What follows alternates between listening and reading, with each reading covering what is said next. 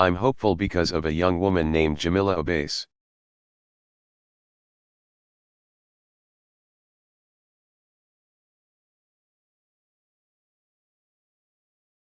So Jamila founded Farm, which is a mobile platform that is already used by over 14,000 people across Kenya.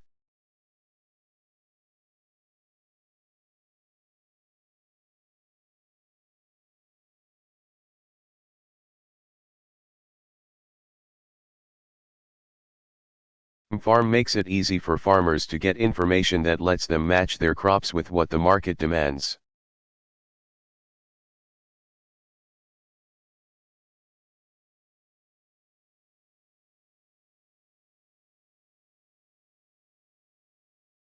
And studies show that it can help farmers double their sales.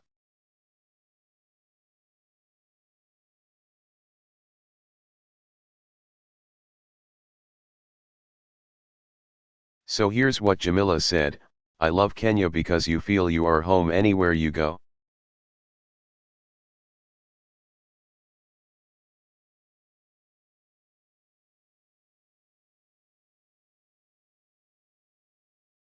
Home anywhere you go, that's the Kenya that welcomed me nearly 30 years ago as a young man.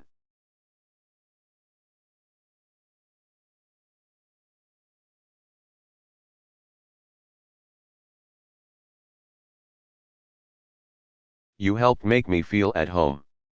And standing here today as President of the United States.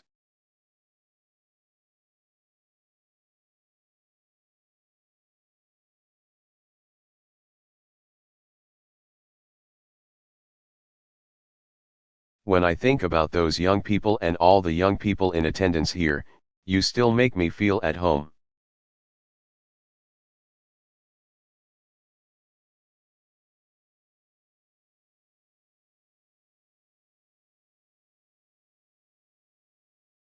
And I'm confident that your future is going to be written across this country and across this continent.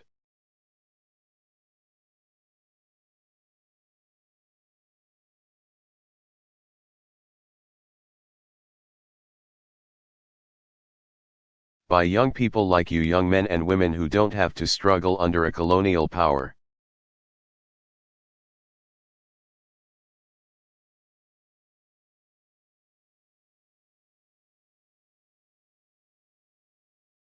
Who don't have to look overseas to realize your dreams. Yes, you can realize your dreams right here, right now.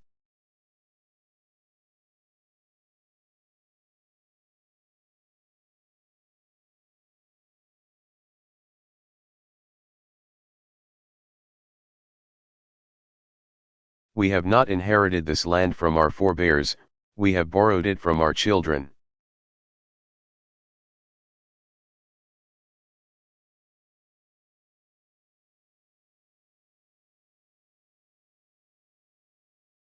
So now is the time for us to do the hard work of living up to that inheritance.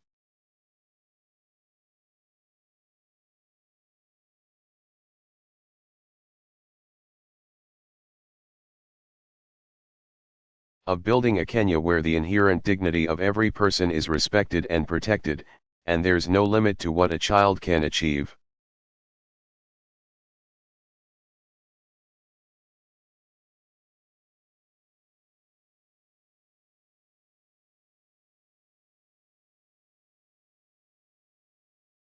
I am here to tell you that the United States of America will be a partner for you every step of the way.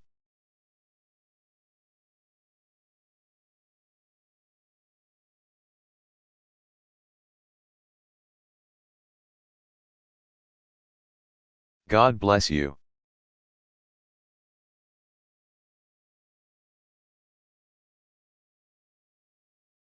Thank you. Asante sana.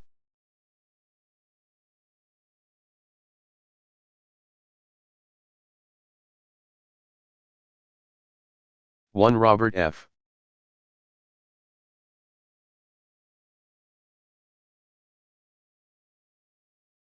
Kennedy, Cape Town University address.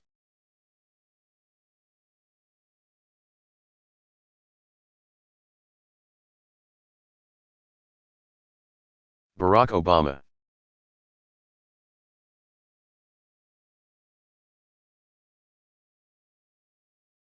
Commencement address at Knox College.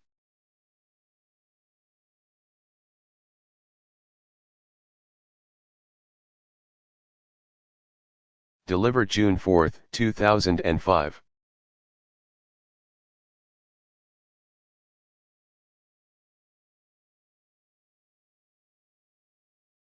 Good morning President Taylor, Board of Trustees, faculty, parents, family, friends.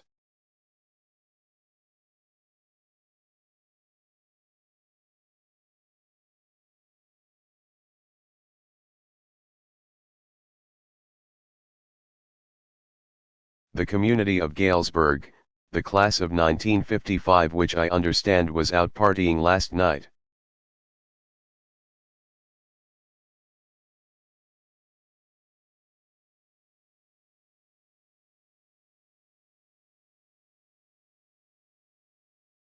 And yet still showed up here on time, and most of all, the class of 2005.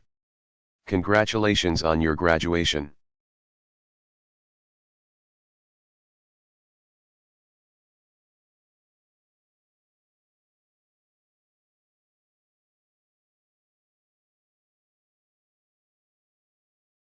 And thank you for the honor of allowing me to be a part of it.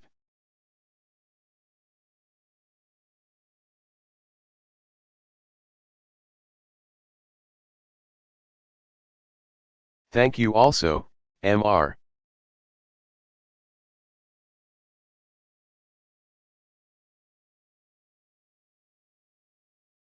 President, for this honorary degree. It was only a couple of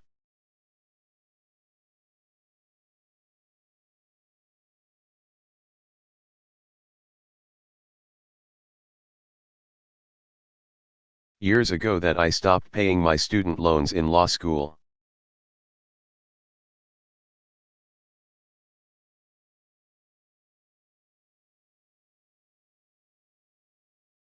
Had I known it was this easy, I would have ran sick for the United States Senate earlier.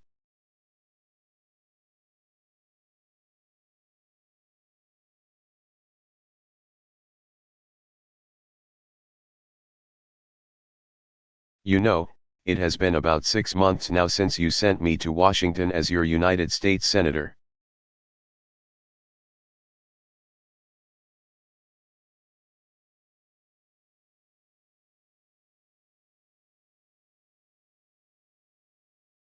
I recognize that not all of you voted for me.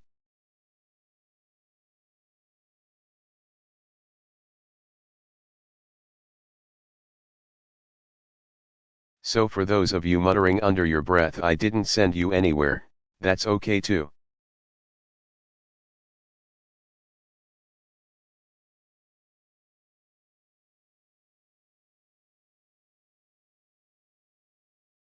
Maybe we'll hold, what do you call it?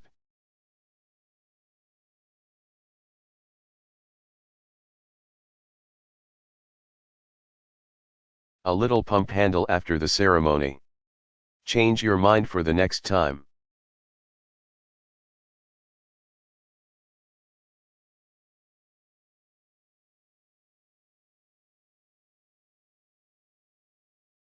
It has been a fascinating journey thus far.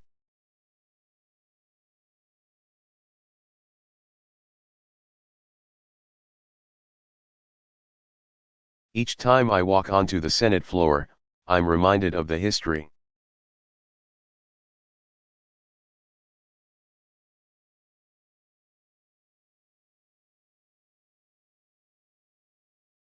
For good and for ill, that has been made there.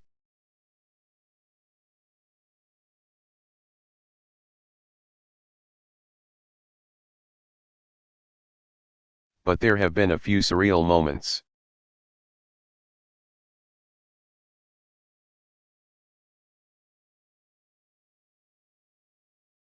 For example, I remember the day before I was sworn in.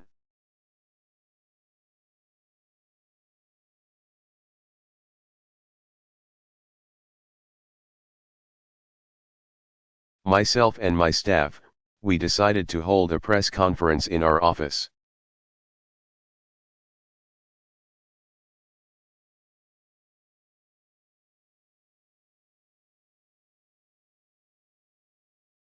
Now, keep in mind that I am ranked 99th in seniority.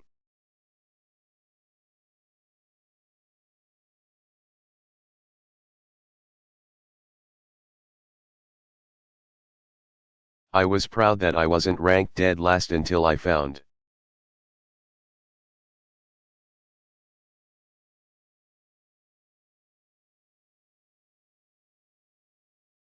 out that it's just because Illinois is bigger than Colorado.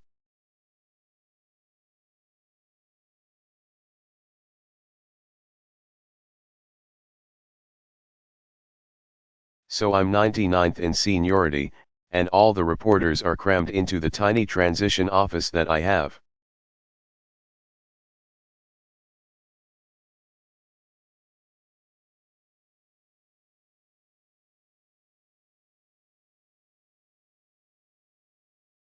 Which is right next to the janitor's closet in the basement of the Dirksen office building.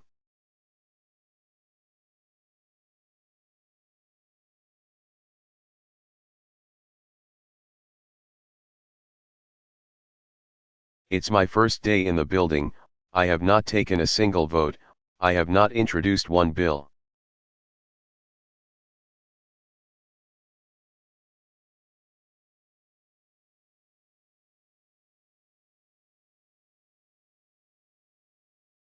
Had not even sat down in my desk, and this very earnest reporter raises his hand and says,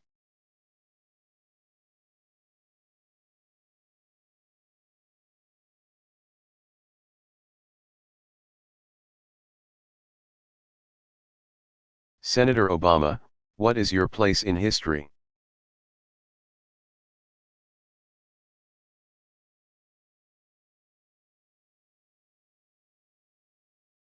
I did what you just did, which is laugh out loud.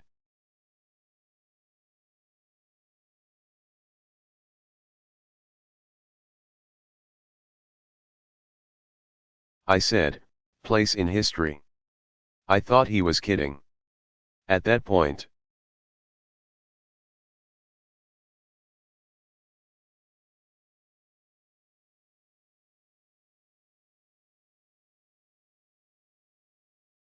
I wasn't even sure the other senators would save a place for me at the cool kids table.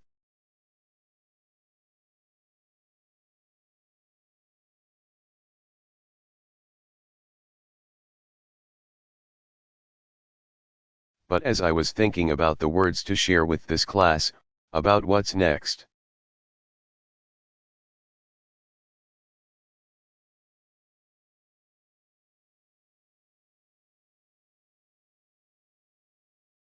about what's possible, and what opportunities lay ahead, I actually think it's not a bad question for you.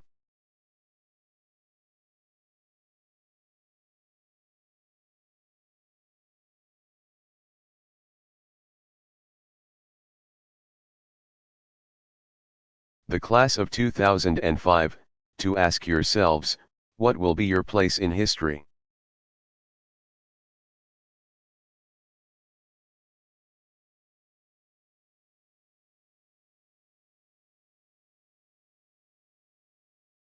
In other eras, across distant lands, this question could be answered with relative ease and certainty.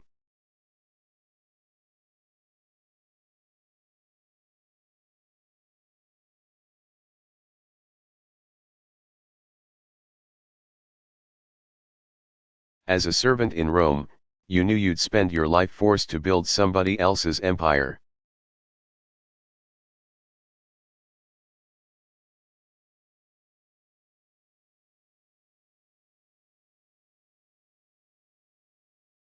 As a peasant in 11th century China, you knew that no matter how hard you worked,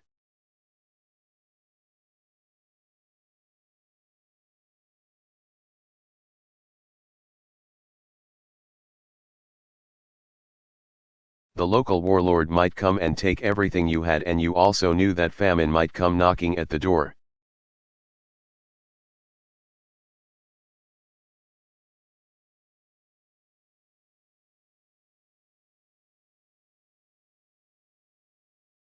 As a subject of King George, you knew that your freedom of worship and your freedom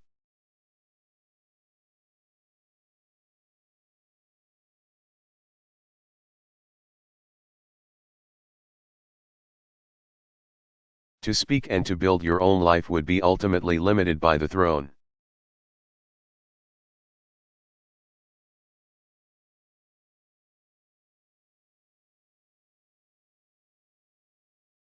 And then America happened.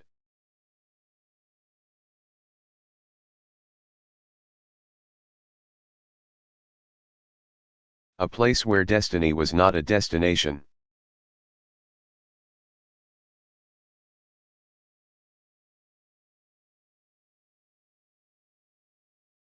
But a journey to be shared and shaped and remade by people who had the gall, the temerity to believe that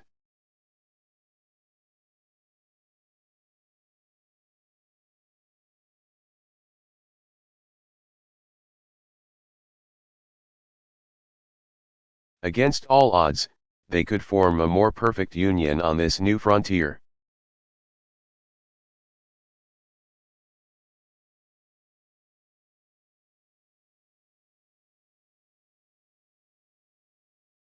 And as people around the world began to hear the tale of the lowly colonists,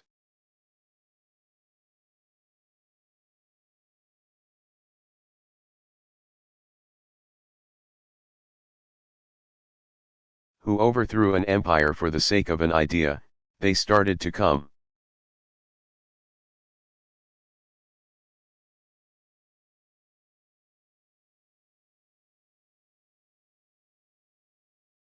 Across oceans and the ages, they settled in Boston and Charleston, Chicago, and St.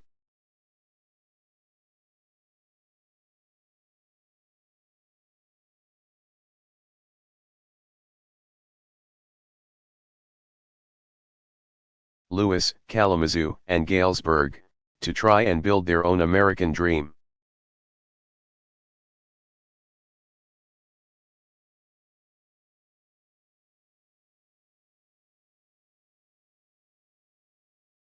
This collective dream moved forward imperfectly. It was scarred by our treatment of native peoples.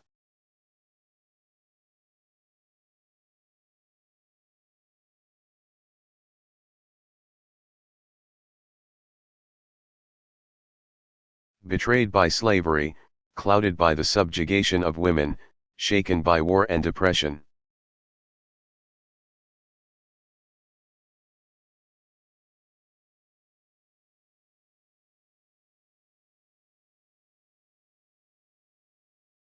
And yet, brick by brick, rail by rail, calloused hand by calloused hand, people kept dreaming.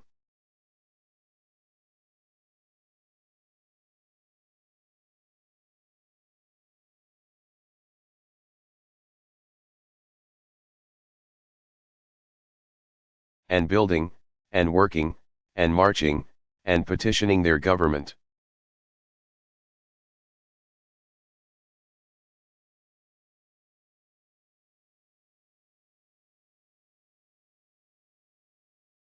Until they made America a land where the question of our place in history is not answered for us. It's answered by us.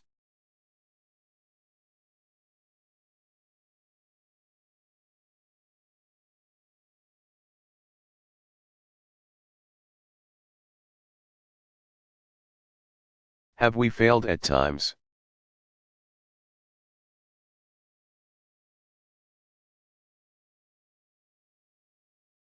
Absolutely. Will you occasionally fail when you embark on your own?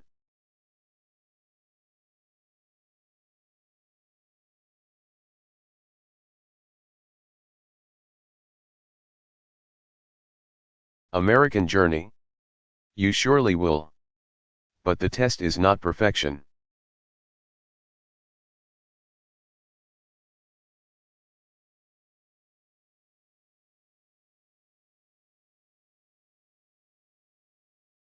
The true test of the American ideal is whether we're able to recognize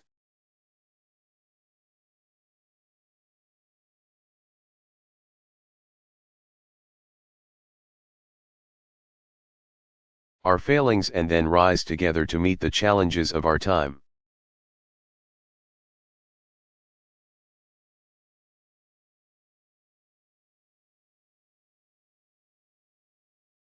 Whether we allow ourselves to be shaped by events and history, or whether we act to shape them.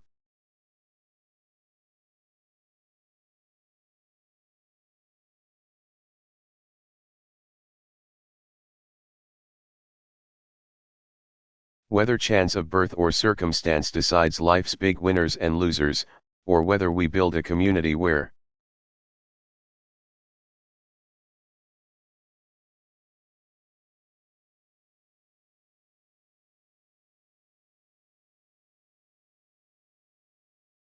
at the very least, everyone has a chance to work hard, get ahead, and reach their dreams.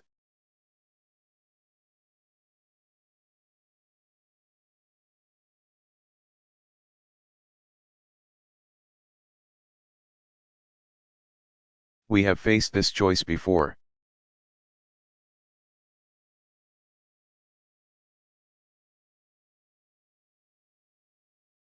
At the end of the Civil War, when farmers and their families began moving into the cities to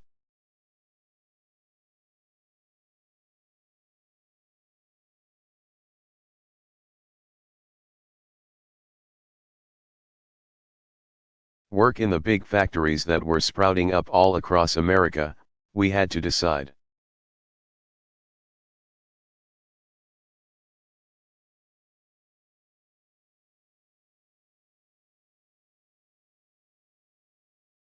Do we do nothing and allow captains of industry and robber barons to run roughshod over the economy?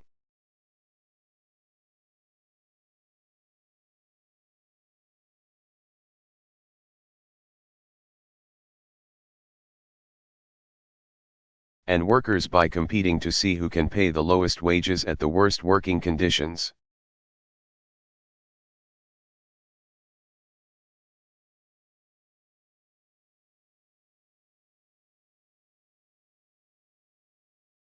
Or do we try to make the system work by setting up basic rules for the market?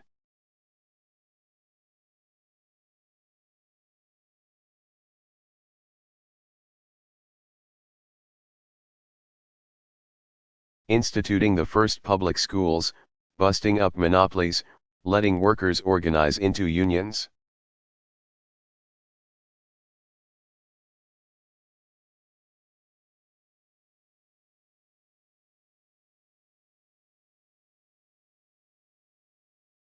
We chose to act, and we rose together.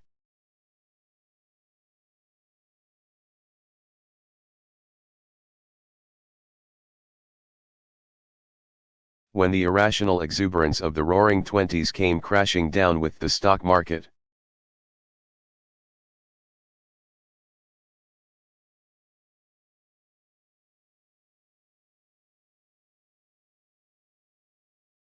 we had to decide, do we follow the call of leaders who would do nothing, or the call of a leader who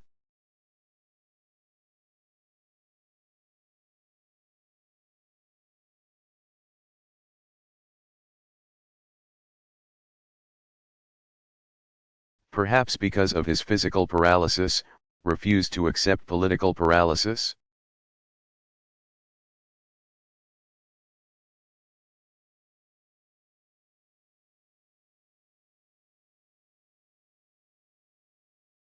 We chose to act, regulating the market, putting people back to work.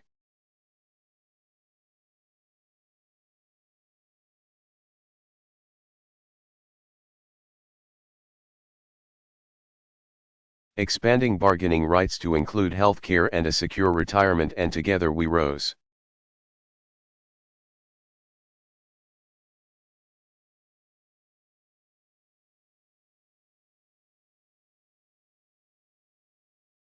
When World War II required the most massive home front mobilization in history,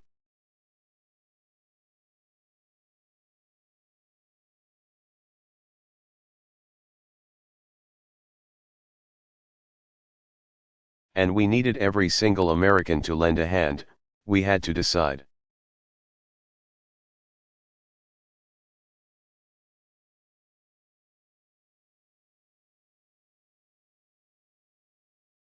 Do we listen to skeptics who told us it wasn't possible to produce that many tanks and planes?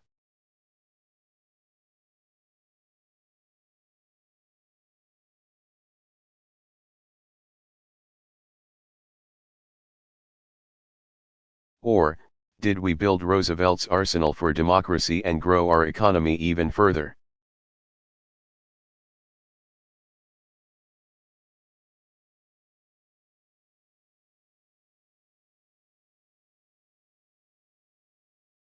By providing our returning heroes with a chance to go to college and own their own home.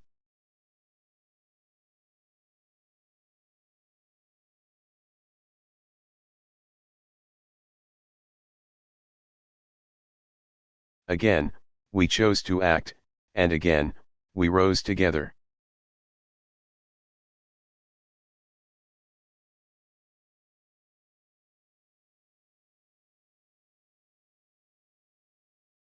Today, at the beginning of this young century, we have to decide again.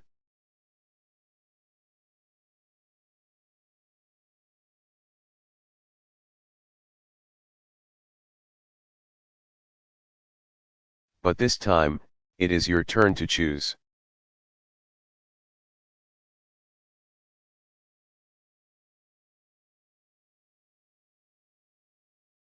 Here in Galesburg, you know what this new challenge is.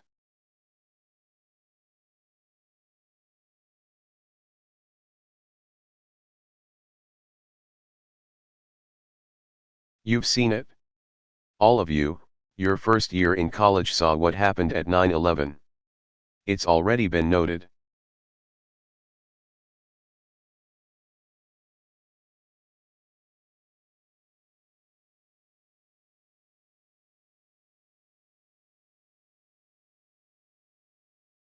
The degree to which your lives will be intertwined with the war on terrorism that currently is taking place.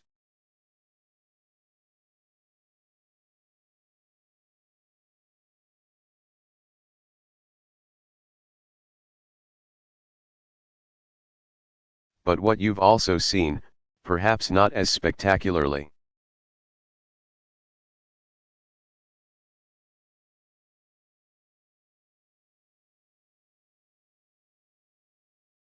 Is the fact that when you drive by the old Maytag plant around lunchtime, no one walks out anymore.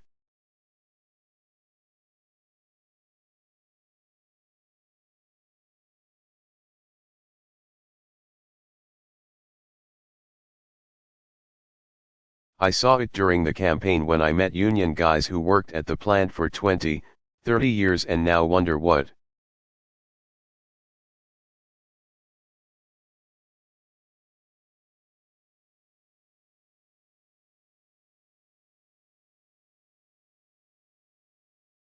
They're gonna do at the age of 55 without a pension or health care, when I met the man whose son needed a new liver but because he'd been laid off.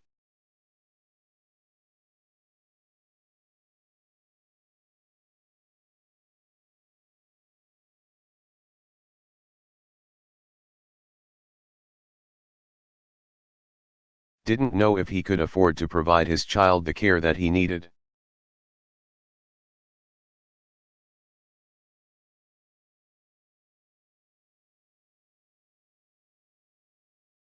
It's as if someone changed the rules in the middle of the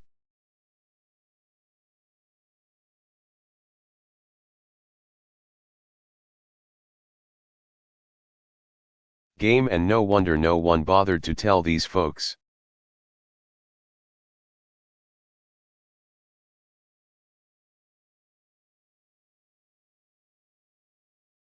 And, in reality, the rules have changed.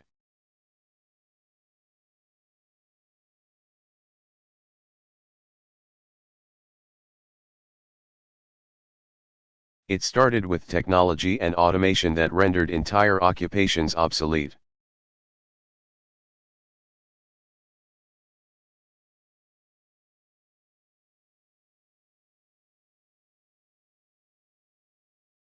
When was the last time anybody here stood in line for the bank teller instead of going to the ATM?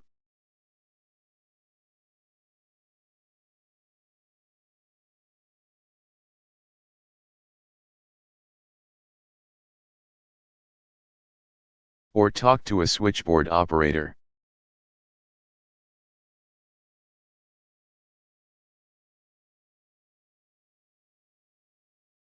Then it continued when companies like Maytag were able to pick up and move their factories to